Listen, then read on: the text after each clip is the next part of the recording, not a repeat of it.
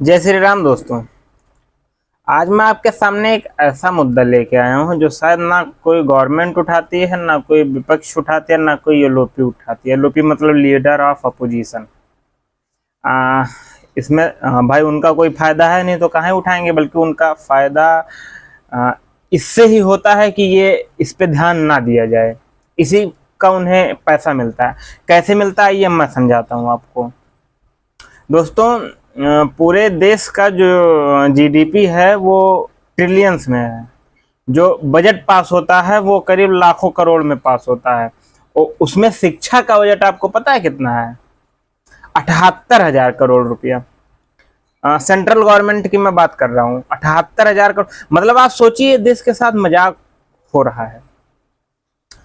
78,000 करोड़ रुपया बजट है। अब आइए, जो प्राइवेट स्कूल हैं, करीब 14,80,000 प्राइवेट स्कूल हैं, जिसमें 25 करोड़ स्टूडेंट पढ़ाई करते हैं।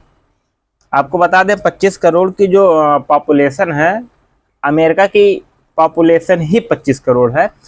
उतने स्टूडेंट यहाँ पढ़ाई करते हैं, जिसमें से आप 25 छोड़िए, 20 मान लीजिए, 20 करोड़ स्टूडेंट पढ़ाई करते हैं।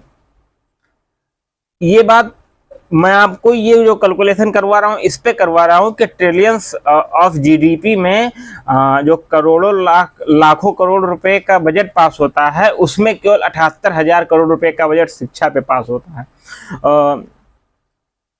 अब इस पे आइए, एजुकेशन मतलब स्कूल पे आइए। 14,80,000 करीब स्कूल हैं, जिसमें से 20 करोड़ स्टूडेंट पढ़ाई करते हैं। 20 करोड़ स्टूडेंट उन 14,80,000 करोड़ विद्यालयों में पढ़ाई करते हैं। आप सारे जो खर्चे हैं, सारे एक्सपेंचर हैं, वो हटा दीजिए, केवल स्कूल का फीस रख लीजिए। अगर एक बच्चे पे ऑन एन एवरेज, इसमें कईयों का लाखों में होता है, कईयों का 100 में होता है, तो एक स्टूडेंट का आप जो फीस है उसे 1,000 रुपया रख के चलिए। अगर आप, मैं कैलकुलेटर ले लेता हूँ, आसान रहेगा। इसे आप देखा करिए। अगर आप 1,000 स्टूडेंट का, आपको नहीं, मैं करके बताता हूँ। आप 1,000 रुपया एक स्टूडेंट का अगर फीस होता है, तो 2 इकाई 2.5 सैकड़ा हजार 10,000 लाख 10 लाख करोड़, 1 जीरो और 10 करोड़। आपको पता है कि अमाउंट कितना आ रहा है? आप विश्वास नहीं करेंगे, एक साल का जो अमाउंट आ रहा है 3 खरब करोड़ रुपया आ रहा है। यानी कि 3 × 10⁻12, इसको रुपीज में कन्वर्ट कर लीजिए, करीब 30 लाख करोड़ रुपया स्कूलों का एक साल का फीस है। अब इसमें आप और कई चीजें, जैसे इसमें जिसे आप खर्चा करते हैं स्पोर्ट्स पे, स्कूलों में जो स्पोर्ट्स होते हैं, अदर एक्टिविटीज हो गया, उसमें आप खर्चा करते हैं। तो ये सब खर्चे हम नहीं जोड़ रहे हैं, हम केवल फीस जोड़ रहे हैं। तो गेम किस तरीके का चल रहा है आप देख रहे हैं। केवल फीस एक साल का जो आता है, मैं जिसको 1,000 रुपया एक पर स्टूडेंट जोड़ रहा हूँ, 30 लाख करोड़ रुपया केवल फीस जाता है स्कूलों को। अब एक बच्चा 15 साल स्कूल में पढ़ता है,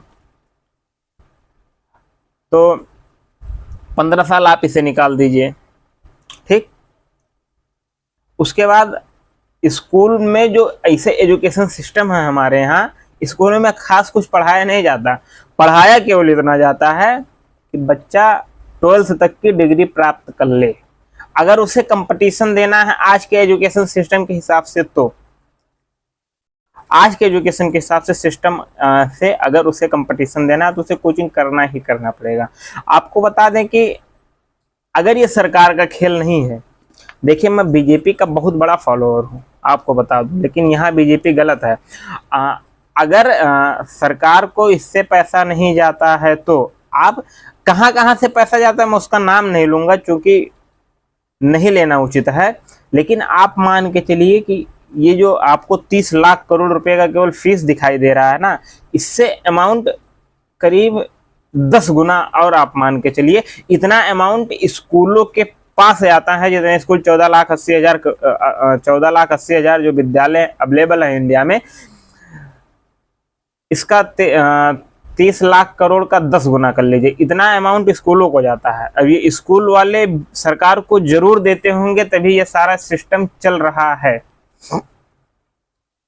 आपको बता दें कि 14,80,000 स्कूलों में करीब ऐसे 3.5 से 4 लाख स्कूल हैं जो गवर्नमेंट के पास रजिस्टर्ड नहीं है, उनका गवर्नमेंट के पास कोई रिकॉर्ड ही नहीं है, लेकिन वो स्कूल फिर भी एग्जिस्ट करते हैं, वो स्कूल चलते हैं, उन स्कूलों में संख्या भी है, वो स्कूल पढ़ाते भी हैं। आपको पता है कि ये कितनी गंभीर बात है। एजुकेशन का, जिस देश में एजुकेशन का बजट केवल 75,000 करोड़ है, उस देश में एजुकेशन से साल में 30 लाख करोड़ का 10 गुना आता है फीस के रूप में। 15 साल आपने बच्चे को अपने स्कूल में पढ़ाया, वहां से बच्चा कुछ नहीं हासिल करेगा।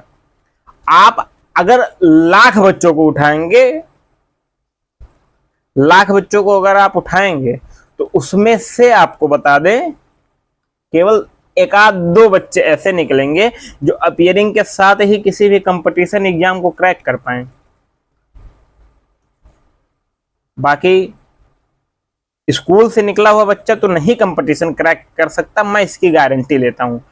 अब आ जाइए, 15 साल बच्चा स्कूल में पढ़ा, अब बाहर की जो सोसाइटी है उसके हिसाब से अगर बच्चे ने नीट जेईई यूपीएससी नहीं निकाला तो बच्चा लूजर है। अब भाई इस कंडीशन में हमारा बच्चा लूजर ना बने, पेरेंट्स क्या करें? अब पेरेंट्स खोजते हैं कि स्कूल से तो बच्चा को सीखा नहीं, स्कूल में तो नंबर आए नहीं, स्कूल में तो रैंक आए नहीं। अब पेरेंट्स क्या खोजते हैं, जैसे महंगे स्कूलों में डलवाना पेरेंट्स की ड्रीम हुआ करती थी, उसी प्रकार से आज के जमाने में महंगे कोचिंग सेंटर में डलवाना पेरेंट्स की ड्रीम हुआ करती है। अब जब 15 साल बच्चा स्कूल में पढ़ के गया, उसके बाद पेरेंट्स उसे भेजते हैं कंपटीशन के लिए, और कंपटीशन में एक बच्चे से आपको पता है कितना पैसा लिया जाता है? पता ही होगा भाई, जेईई मेंस एडवांस, इतना पीआर टीम इन कोचिंग सेंटरों की बैठी है कि मतलब अगर आप 100 रील स्क्रॉल करेंगे तो उसमें से 25 से 30 रील जेईई और नीट का आएगा। उसमें एक वाला करके हैं, एक खान करके हैं, फिर उसके बाद कई सारे ऐसे चलते आएंगे। तो अब जब बच्चा 15 साल स्कूल में रगड़ के गया, उसके बाद उसे कोचिंग सेंटर में डाला जाएगा। कोचिंग सेंटर में अगर आप ऑफलाइन जाते हैं बढ़िया कोचिंग सेंटर में, तो 1 से 1.5 लाख रुपया फीस कोचिंग सेंटर वाले लेंगे 1 साल का। हाँ, आपको क्या लगा कि जब तक निकल नहीं जाएगा ना, निकलने का कोई गारंटी नहीं, 1 साल का फीस 1.5 लाख रुपया, 1 लाख रुपया। आपको पता है एक कोचिंग सेंटर में करीब 1500 से 2000 बच्चे पढ़ाई करते हैं, और सबसे सेम अमाउंट लिया जाता है। लाख से 1.5 लाख के बीच में सबसे लिया जाता है। अब बच्चा कंपटीशन में बैठते हैं 25 लाख बच्चे, मैं नीट का आपको आंकड़ा बता रहा हूँ। 25 लाख बच्चे जब बैठेंगे तो उसमें से 1%, 2%, 3% सीट, इतना है नहीं, सीट है पूरा 40,000 से 80,000 के बीच में। 40,000 से 80,000 मैंने इसलिए बोला कि 40,000 रैंक के बाद जितने सीट आएंगे उसमें पैसा लगने लगता है, तो 40,000 से 80,000 के बीच में जो सरकारी सीट हैं वो अवेलेबल हैं। तो सक्सेस रेट कितना? सक्सेस रेट करीब 2%, यानी कि एक कोचिंग से 2 से 3 बच्चे, 4 बच्चे, 5 बच्चे, 10 बच्चे, बस उससे ज्यादा नहीं। अगर एक कोचिंग सेंटर में 1500 बच्चे पढ़ते हैं तो मतलब आप सोचिए। हाँ, और जब बच्चे का थोड़ा रैंक आ जाता है, मान लीजिए किसी बच्चे का फर्स्ट रैंक आ गया, किसी बच्चे का 10th रैंक आ गया, किसी बच्चे का 100,000, 10,000, किसी भी रैंक का हो, मतलब उसे सेलिब्रेट इस तरीके से करेंगे कि आप जिंदगी में सक्सेस हो गए। अब भाई आजकल के ज़माने में जो कोचिंग वाले हैं, यानी कि जो कुछ वाला करके हैं, कुछ खान करके हैं, कई इंस्टीट्यूट भी हैं। तो ये सब जो सिलेक्शन लेते हैं बच्चे, ऐसा फील जो बाहर बैठे हैं जिनका सिलेक्शन नहीं हुआ उन्हें करवाते हैं कि ये बच्चे अब सक्सेस हो गए, मतलब सक्सेस के दायरे का कोई लिमिट नहीं है, अभी इनको जिंदगी में कोई काम नहीं करना है, ऐसा बनाते हैं। आपको बता दें, एक डॉक्टर अगर बनता है ना तो पूरे साल अगर कमाए, पूरे साल कमाए, और इनकी कमाई एक साल में सॉरी मैं जो एक बच्चे का नहीं, एक साल में जितने बच्चे सेलेक्ट होते हैं, एक साल में जितने बच्चे सेलेक्ट होते हैं वो पूरी जिंदगी अपने कमाते रहे, उतना पैसा ये कोचिंग वाले एक साल में कमा के ले जाते हैं। हम ही सबसे किससे, जिनका सिलेक्शन नहीं। अब आपको पता है कि कोचिंग सेंटरों में करीब 5-5 साल बच्चे रगड़ते हैं। हमने देखा 8-8 साल बच्चे पढ़ाई करते रहते हैं, मतलब जिंदगी खराब कर लेते हैं, माँ बाप का पैसा खराब करते हैं, जिंदगी अपना खराब करते हैं। तो ये रहा कोचिंग सेंटरों का हाल। अच्छा, ये यहीं तक नहीं रुकता, आपको बता दें, मैं आंकड़ा निकाल के लेके आया हूं। मान लीजिए 25 लाख बच्चे बैठते हैं नीट में, एक साल में 25 लाख बच्चे तैयारी करते हैं, 20 लाख बच्चे जेईई तैयारी करते हैं, कुल हो गए 45 लाख बच्चे। अब आप आंकड़ा इससे लगाइए कि अगर एक बच्चा एक साल में बुक कॉपी खरीद के कम से कम 10,000 रुपया खर्चा करेगा कि नहीं करेगा? 45 लाख गुणे 10,000 करिए, फिर उसको 12 से मल्टीप्लाई कर दीजिए, आपको पता है कितना आएगा? 54 लाख करोड़ रुपया आएगा। कितना आएगा? 54 लाख करोड़। अब एक साल में जितने मतलब डॉक्टर साहब बनते हैं या जेई साहब बनते हैं, अपनी पूरी जिंदगी कमाते रहे, कमाने के बाद भी वो इतना पैसा नहीं कमा पाएंगे पूरी जिंदगी में जितना ये एक साल में लेके चले जाते हैं।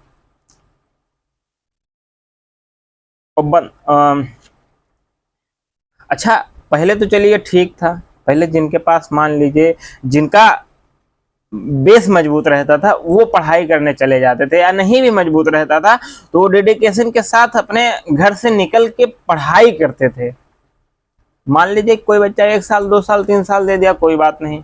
अब के जो बच्चे आ रहे हैं, पता है वो क्या कर रहे हैं? पढ़ाई तो गई भाड़ में। पहली बात कि पढ़ाई तो गई भाड़ में, पापा से मोबाइल पा जाते हैं।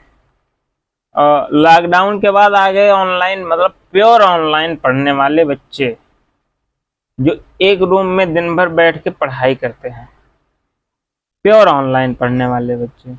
अब आपको पता है कि जिन बच्चों का होना भी होता है ना, इस ऑनलाइन के चक्कर में नहीं होता। जिसके पास मान लीजिए दिमाग है और काम है, मान लीजिए कोई बच्चा है जिसके पास काम भी है, पैसा भी है और पढ़ाई भी करना चाहता है, अब वो क्या करेगा? सोचेगा घर पे रुक के पढ़ाई कर लेते हैं। अच्छा, घर पे रुक गया तो काम सोचिए उसके पास कितना होगा कि वो पढ़ाई। अच्छा, ये भी छोड़िए, अब ये छोड़ दीजिए, ये जो था काम पढ़ाई वाला, ये अलग विषय था। मान लीजिए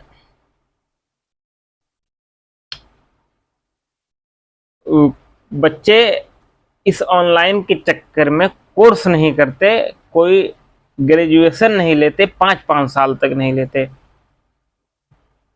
वो इन ऑनलाइन वालों को पैसा देते रहते हैं। ये ऑनलाइन वाले मसीहा बनते रहते हैं। आपको बता दें, एक प्लेटफॉर्म है PW का, अलग से एक जमाने में मेरे फेवरेट टीचर हुआ करते थे। इनका इस समय कंपनी करीब 25,000 करोड़ रुपए का, मतलब 8,000 करोड़ इनका ऑन रिकॉर्ड है। अब ये और बढ़ गया होगा। इनकी PR टीम इतनी अच्छी है कि अगर आप YouTube पे पढ़ाई करेंगे, अगर आप 100 रील स्क्रॉल करेंगे तब भी 30 रील आपको PW की दिखाई देगी। मतलब दिमाग में घुसेड़ते हैं। और हाँ, इनके प्लेटफॉर्म से करीब 4 लाख बच्चे पढ़ते हैं। अगर गलती से 1200 से 1500 बच्चों का सिलेक्शन हो गया इनके कोचिंग सेंटर से, इस तरह से रिजल्ट सेलिब्रेट करेंगे। मतलब आप सोचिए 500,000 बच्चे बैठे हैं, उनके सामने जिनका सिलेक्शन हुआ बुलाया जाएगा, उनको मतलब इस तरह से करते हैं कि भाई कोई भी इन्फ्लुएंस होके केवल इसी पे दब जाएगा कि इसके अलावा और जिंदगी में कुछ है ही नहीं। आपको बता दें, यूट्यूब पे नाम नहीं लिया जा सकता, कई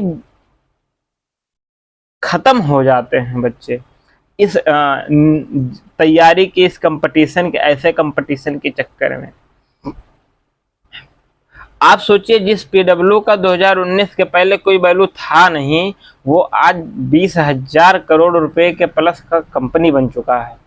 और जब इनका रिजल्ट आता है, ये इस हिसाब से दिखाते हैं जिनका सिलेक्शन हुआ रहता है उनके घर जाते हैं, खाना खाते हैं, खाना खिलाते हैं। मतलब जैसा लगता है बच्चे ने कोई मेहनत नहीं किया, बच्चा इनका बैज ले लिया, बस जाके अब छोड़ के आ गया।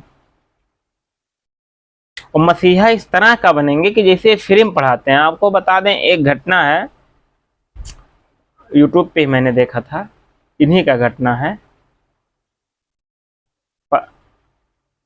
इनका एक 9th का कि 10th के लिए बैच आया था, 10th के लिए बैच आया था। उस बैच का प्राइस इन्होंने पहले 4,000 रखा, उसको घटा के 3,300 किया। ऑनलाइन लाइव किसी बच्चे का कमेंट आया, सर और कम करिए, 3,000 किया। किसी बच्चे का कमेंट आया, और कम करिए, फिर इन्होंने उसे 2,200 कर दिया। अब फिर एडिटर के पास, जो एडिट करता है उसके पास फोन किया जाता है कि इसका प्राइस 2,200 कर दो। अब एडिटर इनसे, मतलब इनका कोई, मतलब इनके जो इन्वेस्टर हैं, इनकी कंपनी भी पूरी नहीं है।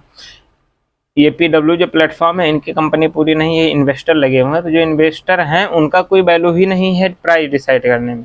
इनका जो एडिटर है वो इनसे बोल रहा है सर घाटा हो जाएगा, फिर ये उसको डांटते हैं, तुम ओनर हो कि मैं ओनर हूं, जो मैं बोलूंगा वो करोगे अगली बार। मतलब ऐसा लगता है कि बस यही एडिटर ही डिसाइड कर। मतलब आप सोचिए कि प्राइस डिसाइड करने में एडिटर का क्या काम है, सीईओ बैठा है, इन्वेस्टर बैठे हैं। और भाई जब प्राइस डिसाइड होता है ना, तो उसमें टीचर का कितना खर्चा आएगा, एडिटर का कितना खर्चा आएगा,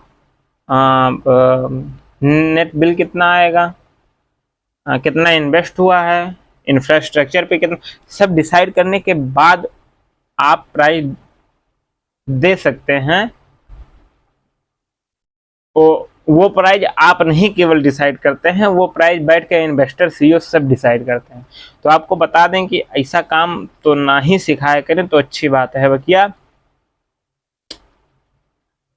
स्कैम इतना बुलंद चल रहा है कि आप सोचिए कि 15 साल बच्चा पढ़ता है, एक बच्चे पे अगर 5 लाख से 6 लाख खर्च होता है, तो स्कूल से निकलने के बाद वो नील है, वो कुछ नहीं कर सकता। फिर उसके बाद कोचिंग सेंटर में आएगा, 4-5 साल वहां बर्बाद करेगा, वहां से भी कुछ नहीं कर सकता। अरे मैं कहता हूं, अगर ये कोचिंग सेंटर वाले इतना लंबा पीआर या ये सब ना रखें, तो जो बच्चे जिनका मन या जिनका दिमाग नहीं लगता पढ़ाई में, कई ऐसे फील्ड पड़े हैं जो बहुत ब्रॉड हैं, बहुत पैसा उनसे बनाया जा सकता है, उस पर किसी का ध्यान ही नहीं जाने देते। अगर सोसाइटी में कंपटीशन की तैयारी में कोई नाम प्रचलित है तो वो है नीट, जेई, यूपीएससी और सिविल, इसके अलावा कोई नाम ही नहीं है। मैंने आपको गिनाया 50 लाख, 30 लाख, 80 लाख हो गया, 80 लाख करोड़ रुपया। अब इसमें सिविल का भी जोड़ लीजिए, करीब 15 लाख करोड़ रुपया, 100 लाख करोड़ रुपया अगर एक साल का ट्रांजैक्शन केवल एजुकेशन पे जाता है, जिस देश में बजट केवल 75,000 करोड़ रुपया है, आप सोचिए उस देश का होगा क्या। अच्छा, कई लोग इस पे सवाल उठाते हैं कि फीस बहुत महंगी है। अरे भाई फीस महंगी क्यों ना हो, सरकार पूरी टैक्स लेती है स्कूलों से। जो स्कूल बनवाएगा वो स्कूल में इन्वेस्टमेंट करेगा, जो गार्जियन जाएगा उसे पूरा इंफ्रास्ट्रक्चर चाहिए। आज के ज़माने में तो इसी का प्रचलन है। टीचर बढ़िया चाहिए, प्रिंसिपल बढ़िया चाहिए, रूल एंड रेगुलेशन बढ़िया चाहिए, तो आपको फीस तो देना पड़ेगा। ये सरकार का काम है कि उन स्कूलों को सब्सिडी दे, और सब्सिडी दे के फीस कम करवाए, लेकिन सरकार ऐसा नहीं करवाएगी क्योंकि सरकार को बहुत लंबा अमाउंट जाता है। आप सोचिए 100 लाख करोड़ में कुछ नहीं तो आधा तो सरकार को जाता ही होगा एक साल का। नहीं, अमाउंट मैं नहीं नाम लूंगा। आप सोचिए इतना अमाउंट अगर सरकार ले रही है तो फिर काहे हमारी वाली करेगी, उन्हीं वाली करेगी ना। बाकी ये हमारे देश का एजुकेशन सिस्टम का हाल है। गंभीरता से सोचिए, समझिए, इस पे प्रोटेस्ट कोई करने नहीं आएगा। वोट चोरी को लेके एलओपी यानी कि लीडर ऑफ अपोजिशन देख रहे हैं कितना बवाल मचा रहे हैं।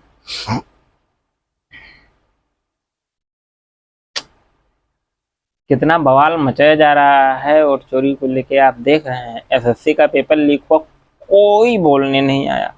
मतलब सड़क चंद्रशेखर बोले, अभी सब बहुत ज्यादा निर्णय बोलेंगे चंद्रशेखर। अरे जैसे वोटर लिस्ट में रिवीजन को लेके, वोटर लिस्ट में गड़बड़ी को लेके, वोटर चोरी को लेके जैसे आप सड़क पे आए, बहुत अच्छी बात है, आना चाहिए, लेकिन आपको यहाँ भी तो आना चाहिए। तो जय हिंद, ध्यान दीजिए, ये हमारा काम है, हम ही कर सकते हैं, कोई नेता नहीं करेगा।